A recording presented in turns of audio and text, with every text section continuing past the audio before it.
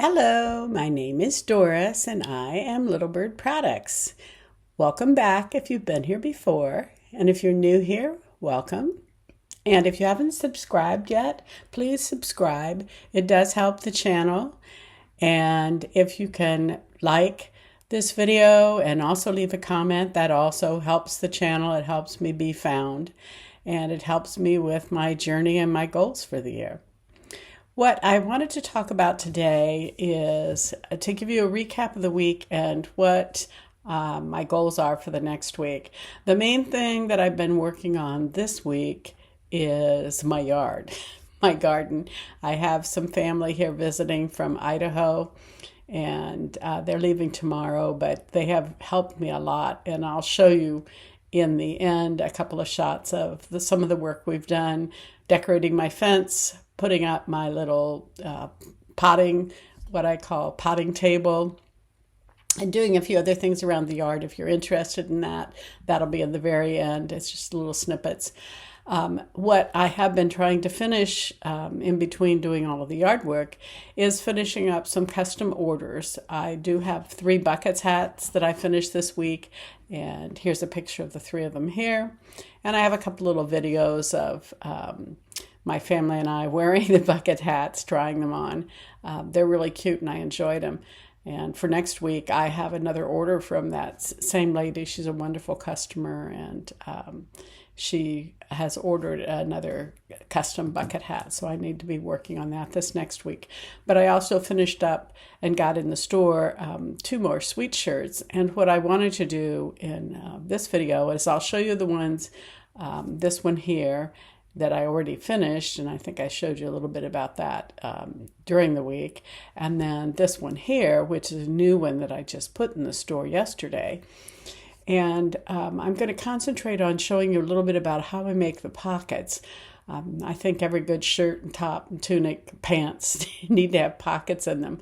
I hate carrying a purse, and I try to keep the things I carry down to a minimum, small things with my credit cards in it and my phone with the phone and keys to the car. And if I can get all of that in my pockets, I'm really happy. So when I upcycle these sweet shirts, what I do with them is I try to put some vintage linens, crocheted pieces, and those kind of things, and make them really sweet and lace. And with the pockets, what I'm finding is the crocheted pieces, the squares that I like to use, they're like this, and some are like this. They're open, and so I have to put some kind of a backing on them to make them a good pocket. And I'll show you what I do with that. I usually put squares of a sheet behind them, or sometimes cotton material. And when I do some of my applique, I use some of those crocheted pieces. And I'm finding it's kind of neat when you put that backing behind it. If you do, after you sew it together, then if you do what I call it's a free motion stitch. And if you don't have a way to lower your feed dogs on your machine, you can still do a similar stitch where you just stitch across the front of the piece or the back of the piece, so that that piece that you're attaching to it, so that they're not so see-through, the sheet, it gets attached better. It gets attached to the whole crocheted piece. And I'll show you better what that looks like with a little video that I have at the end, and I'll do a little voiceover for it, for what I'm doing.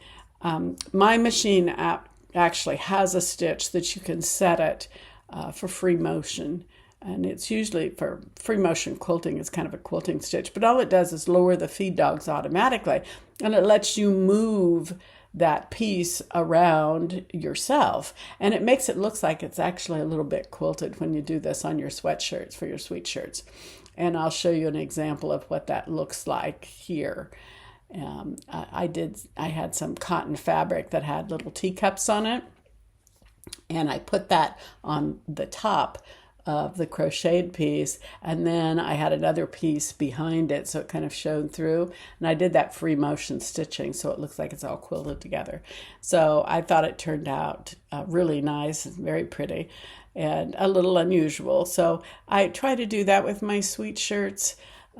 They're I would say a work in progress. As I go along, I have like 7 or 8 of them that my sister-in-law helped me design and put the pieces together. And now I have to do the final stitch together, and that's what I'm going to concentrating on later this week. My company's leaving, so I'll have a little more time, to devote to that after I do my custom bucket hat orders. So I'm excited about that. I really like the way these shirts are turning out. I'm trying to not invest so much time in them that I'm actually being able to keep them affordable. I think, $59 is the highest price point I have on any of them. If they take a little more work, the less work ones will probably be $49 in the shop. So watch for those. I do have a special section in my Etsy store called Sweet Shirts, so you can find them all under that one category in there. And I'll put a link in the end of this video to my Etsy shop so you can see that. So they've been fun to work on. I'm also trying to do a little more applique work on them. I don't do lots of applique, but for these sweet shirts, I think they turn out really nice. And I have some cotton butterfly fabric.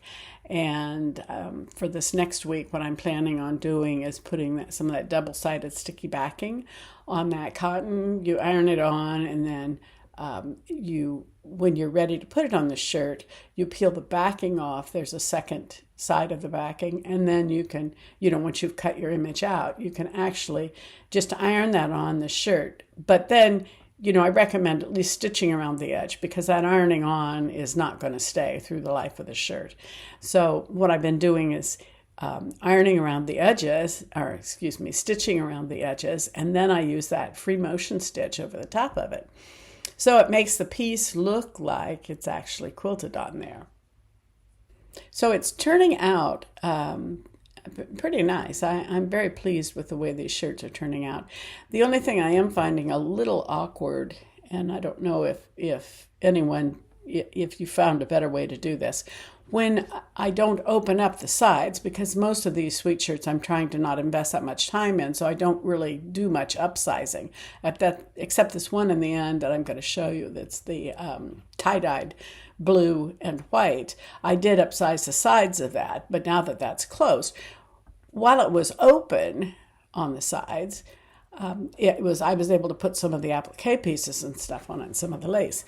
But if you don't have it open on the sides, you can't really lay the shirt out. So it's a little awkward to put it in the sewing machine, and that makes it take a little longer. So I've been trying to find better ways to do that. I may just end up on all the sweet shirts that I'm going to applique on, either applique on the bottom where it's easier to get at that, or open up the sides and do a little bit of widening of the side steps, size them, but in an easier way. And as I said, keeping the price down is important to me when I do these, because I want everybody to be able to afford a really nice one-of-a-kind piece from Little Bird Products. I think that's important as well. And I did make a couple of nice sales this week. Actually, a lady bought 2 different vintage chenille kimono jackets. They're really beautiful. So they're going to Baton Rouge, Louisiana, I believe, that customer. It's a new customer. So I hope she loves those. Those got shipped out yesterday. They should get to her this next week. So that's what things have been going on in my world. I have been trying to look more critically at what I'm posting on YouTube. If you watched my video from the middle of the week, you'll know that I had a very disappointing week, in that I was turned down for monetization on YouTube.